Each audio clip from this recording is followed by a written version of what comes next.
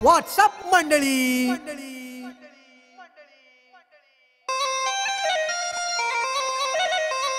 जागतिक स्तरावर वेगवेगळे विषय आणि दर्जेदार कलाकृती सादर करणारे वायकॉम 80 मोशन पिक्चर्स आपल्या आगामी फोटोकॉपी या सिनेमामधनं मराठी चित्रपटसृष्टीमध्ये पदार्पण करते. रोमॅन्टिक कॉमेडी पट्टीमधला हा सिनेमा 16 सप्टेंबर रोजी संपूर्ण महाराष्ट्रात प्रदर्शित होतोय. आजच्या तरुणाईचे भावविश्व टिपणाऱ्या या सिनेमाचे दिग्दर्शन राष्ट्रीय पुरस्कार विजेते विजय मौर्य यांनी केलंय. तरुणावस्थेत झालेल्या पहिल्या प्रेमाची आठवण करून देणारा फोटोकॉपी हा सिनेमा प्रेक्षकांना ओढ लावणारा ठरणार आहे. दोन जुळ्या बहिणींची कथा मांडणारा हा सिनेमा फोटोकॉपी या शीर्षकाला अगदी साजेचा असा आहे. या चित्रपटाच्या पोस्टरला आणि ट्रेलरला प्रेक्षकांकडून भरघोस प्रतिसाद मिळतोय. तसेच या सिनेमातील गाण्यांना देखील तरुणांनी अगदी उचलून घेतलंय. धम्माल मस्ती आणि प्रेक्षकांना ठेका धरण्यास भाग पाडणारे पिपानी हे गाणं कॉलेज कट्ट्यावर चांगलंच वाजतंय. फोटोकॉपीचे दिग्दर्शक विजय मौर्य आणि ए.व्ही. प्रफुल्लचंद यांनी शब्दबद्ध केलंय. वैशाली सामंत आणि प्रवीण कुवरचा आवाज लाभलेल्या या गाण्याला म्युझिक देण्याचं काम देखील ए.व्ही. प्रफुल्लचंद यांनी केलंय.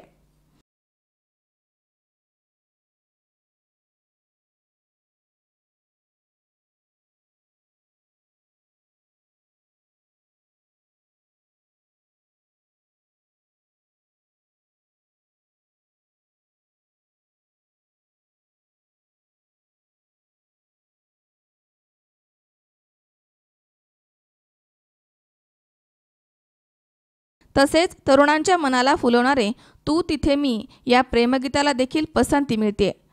अश्विनी शेंडे यांनी शब्दबद्ध केलेल्या या गाण्याला निलेश मोहरीर यांचं दिग्दर्शन लाभलंय. तर स्वप्नील बांदोडकर आणि नेहा राजपाल या दोन गोडगळ्यांच्या जोडीनं हे गाणं गायलंय. त्याचप्रमाणे ओली ती माती हे केतकी माटेगावकर यांच्या आवाजात सादर झालेलं सुमधुर गाणं रसिकांना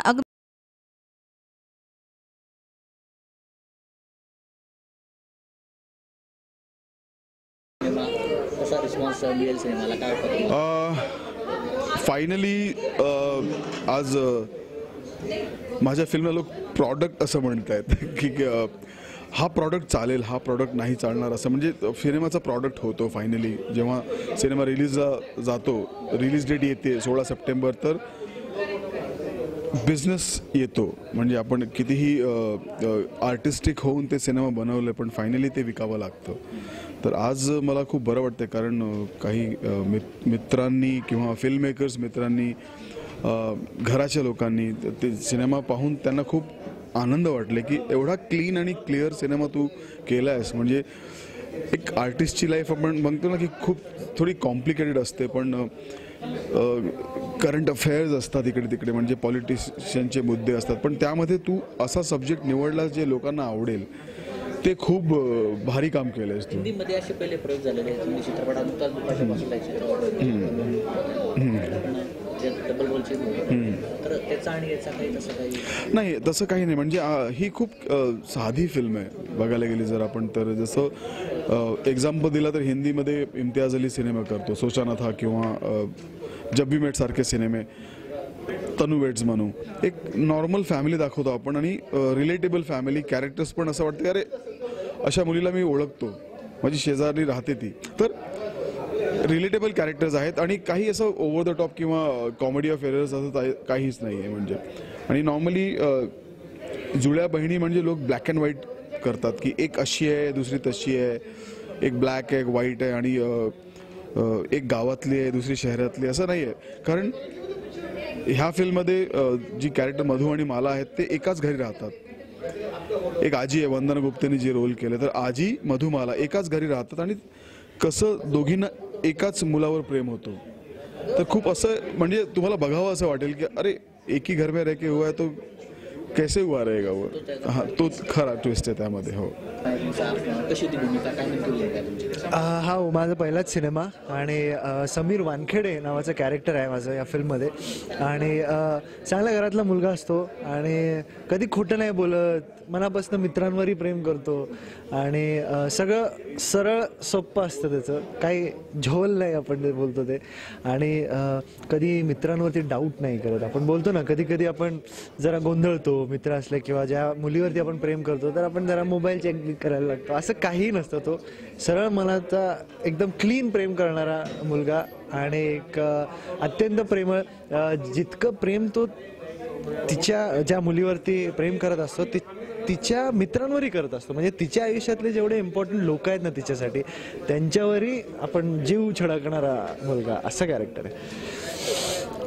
काय नेमका अनुभव होता चित्रपटाचा या अभिनेत्री काम करताना? तुझी अभिनेत्री तुमच्यापेक्षा 2-3 सिनेमा जास्त काम केले. हो मग खूपच. आणि तसं म्हणजे सेटवरती ही एकदम नॉर्मल मुलगीसारखी असते. म्हणजे तसं तिला असं तो ॲक्ट्रेसचं असं काही 3 फिल्म केलं वगैरे असं काही नव्हतं. त्याचं खूप सरळ यायची. ती पण जोपर्यंत कुठलाही नवीन ॲक्टर असो किंवा जुना ॲक्टर असो तो सेटवरती येऊन नवीन काहीतरी शिकायचा प्रयत्न करत असतो ना तोपर्यंत सगळं जुळतं. तर तसंच झालं. ही पण शिकायचा प्रयत्न करते. एक्सपिरियन्स्ड असल्या 3 फिल्मचा एक्सपिरियन्स असूनही ही तिकडे काहीतरी नवीन शिकायचा प्रयत्न करत होती. आणि सो आमचं एकदम असं नॉर्मल की आम्ही ओळखतो खूप वर्षापासून असंच होतं. सो छान एक्सपिरियन्स होता. आणि नेहा राजपालसारखं चांगलं प्रोडक्शन आणि विजय मोर्यासारखे सगळ्यांनाच माहिती आहे की ॲक्टर तर सुपर आहे त्याचे ॲड फिल्म बनवतात. त्यांच्या खाली काम करणं ही माझ्यासाठी खूप लर्निंग एक्सपिरियन्स होता. हा सिनेमा करताना नेमका तुमचा रोल काय, भूमिका काय, कसं अनुभव होता? फोटोकॉपी ही जुळ्या बहिणींची गोष्ट आहे. मधू आणि माला या दोघी बहिणी आहेत. आणि नॉर्मली आपण असं बघतो की जुळ्या बहिणींचे सिनेमे म्हणजे एक शहरातली एक गावातली असते किंवा एक दुष्ट असते एक चांगली असते. तर ह्यांच्यात असा एवढा मेजर फरक नाही आहे. ते एकाच घरात राहतात, पुण्यात राहतात, मॉडर्न आहेत दोघी आणि फक्त त्यांच्यात थोडा फरक आहे. मधू जी आहे ती थोडीशी आगाऊ जास्ती आहे, बबली आहे जास्ती. आणि माला जी आहे ती अभ्यासू आहे, लाजाळू जास्ती आहे, रोमॅन्टिक जास्ती आहे. तर अशा या मधुमालांच्या भूमिका मी फोटोकॉपीमध्ये करते.